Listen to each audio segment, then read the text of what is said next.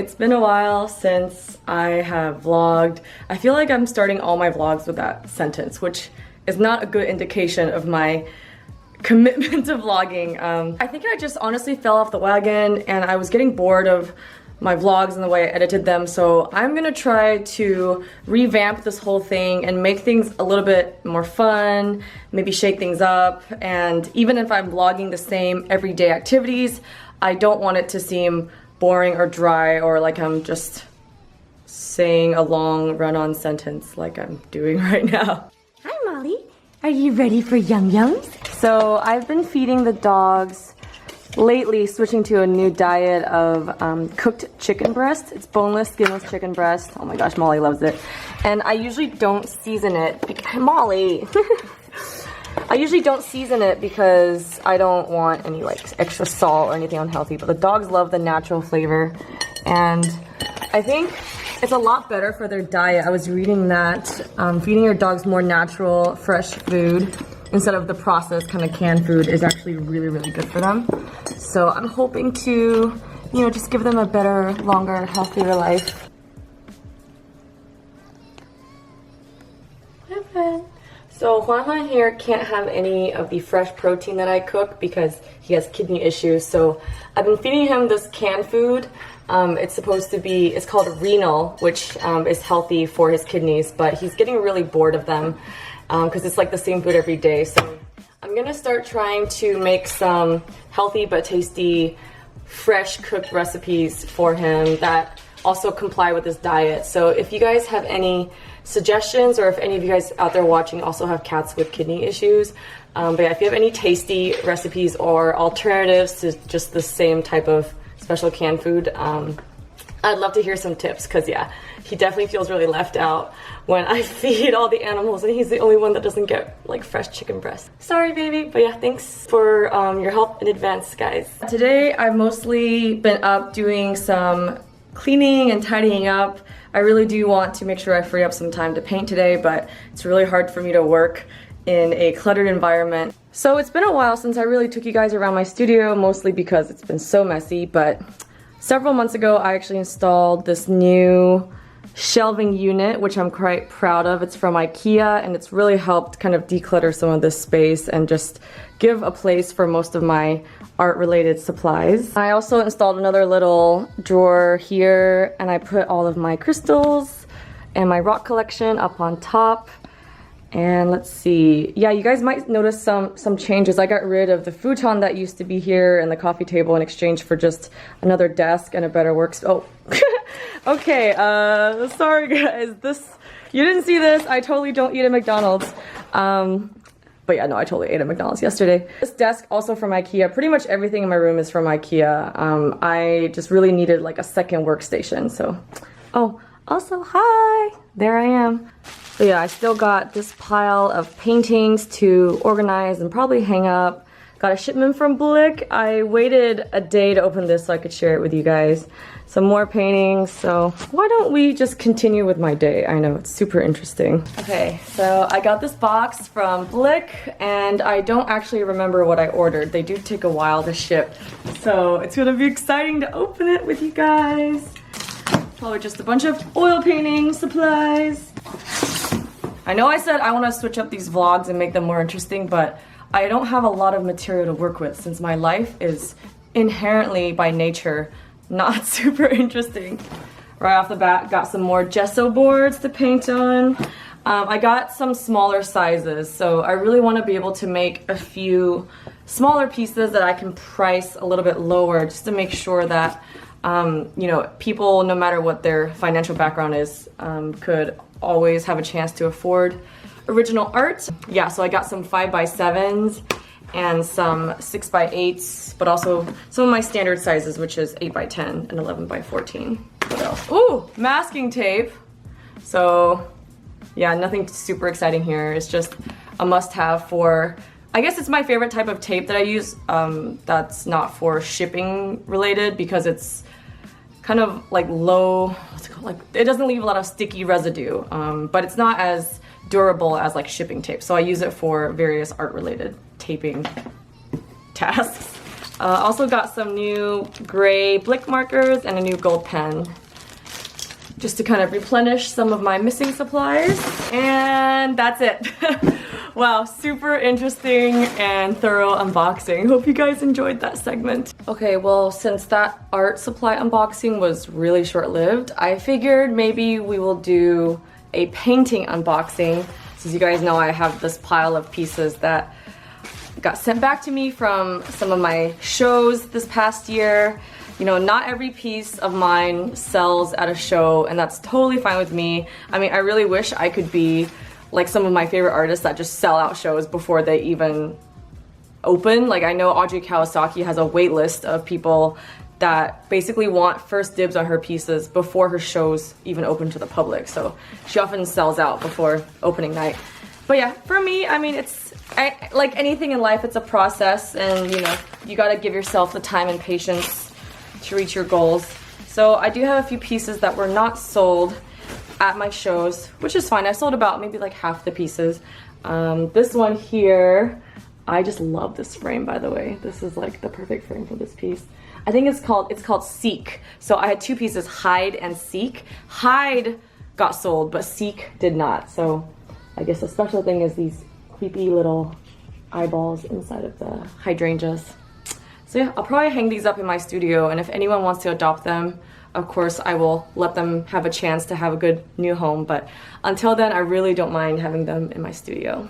It is a varnish, that's why it's so shiny, oil painting. You guys probably have seen this. I've sold quite a few prints of it, which is nice, but yeah, the original still remains. And yeah, I might just have like rearrange my studio and just have a wall of paintings that are not sold, so almost have like my own little gallery of my works. I think that would be cool. This piece I did in March. So the date here says March 15th, I believe. March 15th. So yeah, it's been like a good 7 months since I've seen her. The thing that's special about this one, also her name is Poetica. I really love these textured brush strokes that I did. I don't know if you guys can tell in this lighting. It's really hard for me to see in my camera, but yeah, it's kind of me playing with a little bit more of an abstract texture and type of background. I really learned to enjoy like a simple white background to bring out the subject and the details in the subject more. The name is Eden, and I like it because Eden is the name of, it's like a female name, and also, I don't know, I just saw this kind of like rotting face with the moth and flowers growing out of it, almost kind of like a sign of rebirth, like, you know, when new foliage emerges from like decomposed soil and things like that. So I just found the vibe of Eden to be quite fitting, and I love this frame. I don't think I've ever found one similar to this frame, but it's really, really big and super ornate, and yeah, just love it. This is one of my favorites, and I'm so glad she made it back okay. She's super shiny from all the varnish. Definitely you guys probably have seen the time lapse for this one. I don't know why, this one is just one of my favorite pieces of the collection, maybe my ultimate favorite piece. I think it's just because I rarely do like a lush green background, or I rarely have the courage to include a lot of green in my pieces.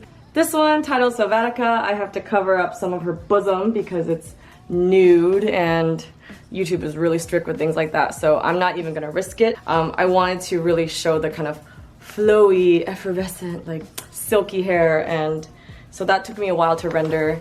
Also, this one, I think I worked with like a really limited color palette, and it turned out really nice because I was able to make the moths really pop. So the rest of the piece was really cool, muted, with like blues and purples, and so her hair and the moths, which are two really vibrant colors, stood out. So last but not least, we have the piece that kind of started this entire show. This piece is titled Silent Serenade, and it's, let's see, from, oh, I don't think I put a date on it, but I think it's at probably around a year old.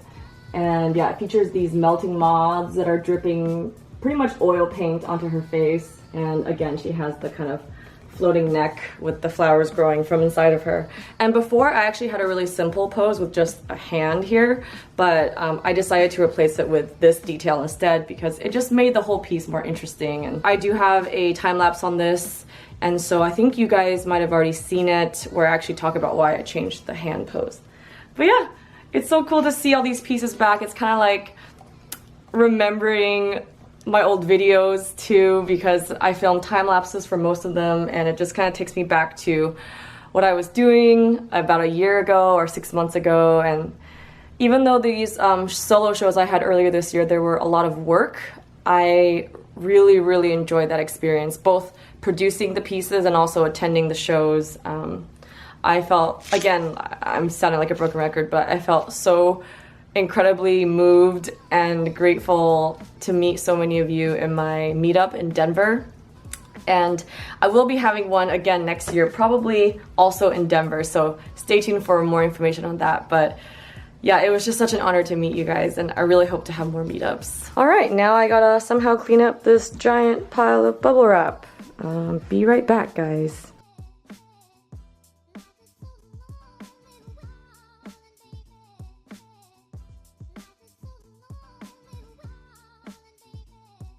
Okay, now that I clean up the floor, I gotta somehow get all of these paintings from down here to up there and rearrange this whole thing. It's gonna take a while, huh? I need a break, you guys. It's also really hot in here. Let me turn on my desk fan. I don't think I'm gonna have time today to hang up all my paintings. I gotta run to San Francisco to go to some, I think it's like a street fair, and the theme is like Filipino food or Filipino culture. I'm actually not sure, but one of my boyfriend's friends invited us to go, and I haven't eaten all day because I've been so busy cleaning. So I'm starving and I gotta run, but I'm gonna take you guys along with me, and I guess the studio organization will just have to wait. Are you excited for some Filipino food? It smells like pee on the street. Babe, look. It's satisfied. I love puns.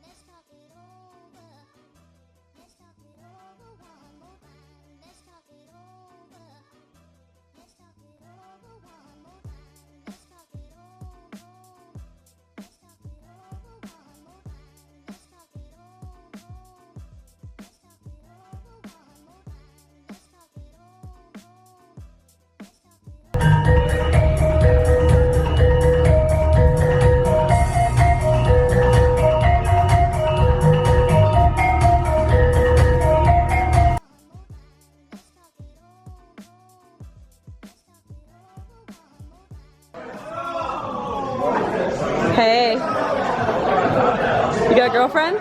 Are you guys excited for curling? Yeah. Come on, you guys don't look excited. Look more excited, guys. Girls. Okay, not bicep curls, boys. So this is the Oakland ice rink.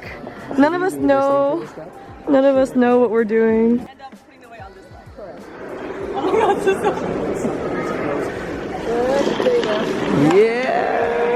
There you go.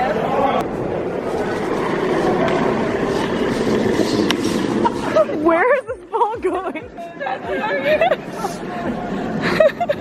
I also wanted to quickly show you guys this really sweet package that I got from one of my subscribers, and I think she's a patron too. This is the letter she wrote me, so I won't show you guys, but look at her beautiful artwork. She sent me one of her prints, and it's just so breathtaking. I love the vivid colors, and you guys know I'm a huge fan of mushrooms, so thank you so much, Erica. I'm gonna leave her contact information in the description if you guys want to check out her channel. But thank you so much, Erica, for sending me this.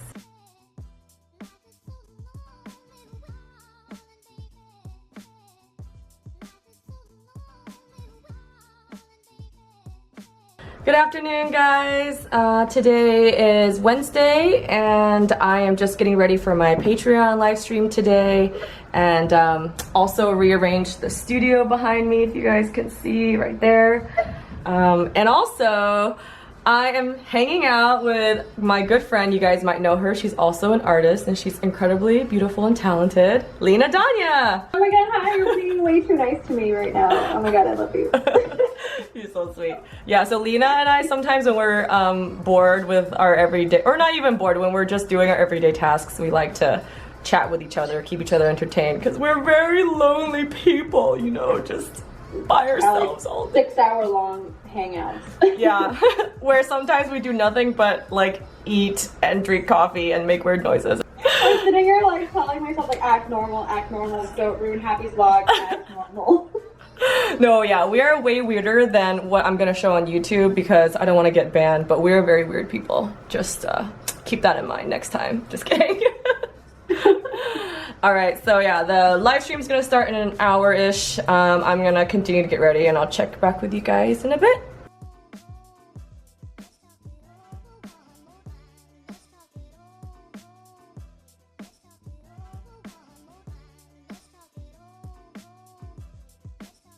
Just got done with the live stream. It went really well. I always look forward to this time of the month because I love hanging out with you guys, and it was so cool. Today's live stream had people from Finland, Russia, Germany. We had people from Argentina and all different states in the US, so that's always really fun. So pretty exhausted, but I'm gonna show you guys real quick the painting I worked on in the live stream. So I mainly worked on her face today.